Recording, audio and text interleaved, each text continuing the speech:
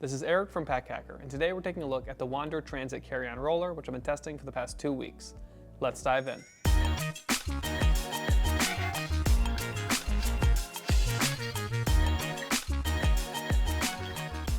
So we get a little bit of the best of both worlds with this bag because we do have a polycarbonate on the back side here to keep everything nice and safe, but then the front side has tarpaulin, so you can actually have pockets and stuff like that. So obviously this isn't as durable as the polycarbonate, but it's pretty durable, very water resistant as well. Didn't have any issues with anything, breaking or anything like that. So pretty happy with it. Also all black all around. I think it looks pretty sleek. Overall just looks like a good bag in my personal opinion, a durable, water resistant bag.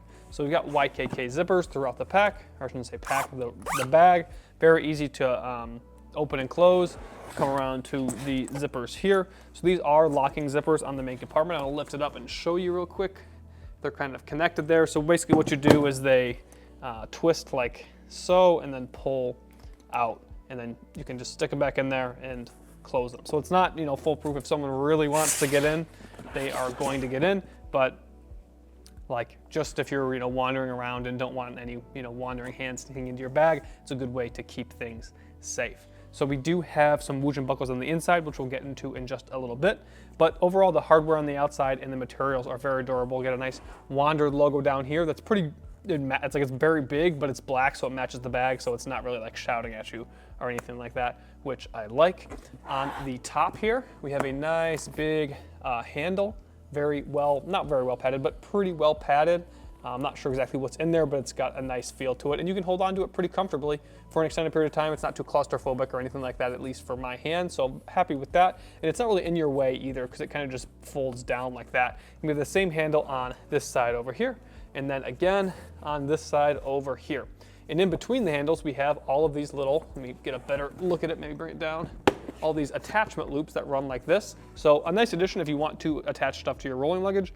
I didn't find it useful. It's just not like on a backpack. It makes more sense to me because you probably don't have enough room, but this is a pretty big piece of rolling luggage. So I just didn't really find the need to attach things, but you can if you want to, and it doesn't get in your way if you're not going to. So moving down to the bottom here, we have a stopper, which helps it stand upright with the two wheels. You can also use that as a handle if you put your bag in like this and you can slide it like that. Not as comfortable, obviously, and it's more durable because it's not made of just like a fabric material, but it gets the job done. Got pretty durable wheels down here on the bottom. No issues with these. They were able to handle bumpy surfaces, no problem. And the handle here is hard plastic on the top and has a little bit of a gripping material on the bottom, which makes it a little bit more comfortable if you're wheeling it for an extended period. So if you're finding this video helpful, make sure you subscribe to the channel and like this video so we can continue making content like this to help you travel smarter. So now we're moving on to the telescopic handle, which as you can see comes up pretty high, but this is the only stopping point. So as you can see, it's not gonna stop anywhere else on its way down. So you only get one place for it to stop, and this is just what you're at. So it works pretty well for me. As you can see, it's just like a pretty good height. I had to kind of jump start it there because I'm standing in place, but it works well for me. But if you are taller or shorter than me, I'm about 6 foot, it may be too tall or too short. But it is two wheels, so you can't spin it around very easily. You can kind of hear it grinding, maybe, probably not with the lavalier mic. So it's only two wheels, but I found that that's actually really good on like bumpy surfaces. It really can handle going over cobblestones or bricks or something like that. So if you are going to like Europe where there's older surfaces and not just like concrete everywhere, it does pretty well because those wheels, as I said earlier, they are pretty big and they don't spin super freely, but they're just durable and they have that ability to go over those bumpier things. But I really do wish that this had more stops on the elevator, so to speak, because it is pretty comfortable. But again, if I was taller or shorter, I think that I would find this a little bit limiting. But the wheels overall are pretty solid in my personal opinion. If you do want the ability to kind of freewheel it around, it's not the bag for you. But if you want something that can handle more rugged terrain, it's a good shout. So we have 3 secondary compartments to go over, and there's 2 on the front face here, and I'm gonna start with this one on this side here. So there's no organization inside of here or anything like that, just a big open pocket. As you can see, my hand goes all the way around the whole front face. You can stow items with some depth here, but more flat items or just more compressible items do better here. So when I was using this, I stowed my packable jacket inside of here, but I forgot that today. So it's a nice place for that because it's readily accessible, and you have quite a bit of space just to kind of separate it from the rest of the gear in the bag. You don't have to go into the main compartment. I don't have anything stowed in here right now just because I didn't actually find it a super useful pocket. just because when I'm using my rolling luggage, I typically have a backpack on, so I don't really need to put anything in there because the things that I need quick access to are in the backpack. But if you're going backpack free or you're just going with a sling, you can place larger items inside of here that aren't going to fit inside your sling, and then you have access to them without getting into the main compartment, as I mentioned earlier. So we have a similar pocket that mirrors that one on the other side here. I'm gonna pop that open, but we actually do have some organization inside of this one. As you can see, it's kind of split down the middle, and these have, kind of hard to show you, but a mesh pocket on either side. And this mesh pocket goes to about right here, but then you can go on top of the mesh pocket and that goes all the way to the end of the pocket. So you could fit something kind of longer and skinnier in here, like even like a paperback book would still fit inside of there.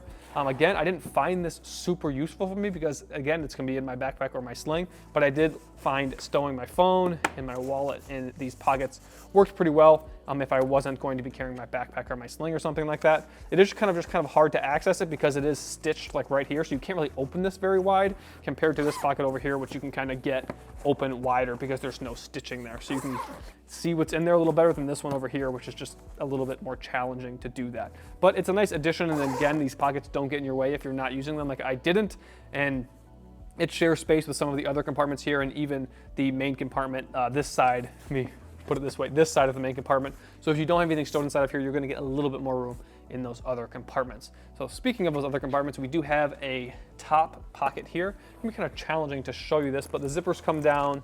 Let me shift this over to about right here, and these ones lock as well, like the main compartment. So this is actually meant for a laptop. So the zipper comes down pretty far, and you can kind of fold this down. Kind of hard to show you. I want it to be at like a 45-degree angle, not 90. But this is where your laptop is going to go. So as you can see, there is quite a lot of room for this to swim around right now. This is a 3D printed 15-inch computer, so there's a lot of just wiggle room in here right now, and I don't love that, and it doesn't even really, I mean, like, obviously that's what they want you to do is put a laptop here, but there really isn't anything to like hold the laptop in place. It could slide up this way, it could slide back down that way, and there's an okay amount of padding, especially behind it, but I don't know. I just don't love putting my computer in here. And I think if I was going on a longer trip, I would probably put a case on it, and that would make me feel quite a bit better about it. But I really do like the top pocket here. It can kind of replace a tech pouch if you want to. And to prove that, I have my tech pouch just stowed inside of there. So obviously all of my gear that's in this tech pouch will fit inside of here. But we do have some pockets here. We have a larger pocket, maybe a medium-sized pocket there, stretchy mesh, and then two smaller pockets on this side. So you could also use this for your phone and your wallet and stuff like that, but I really like this as a tech pouch replacement.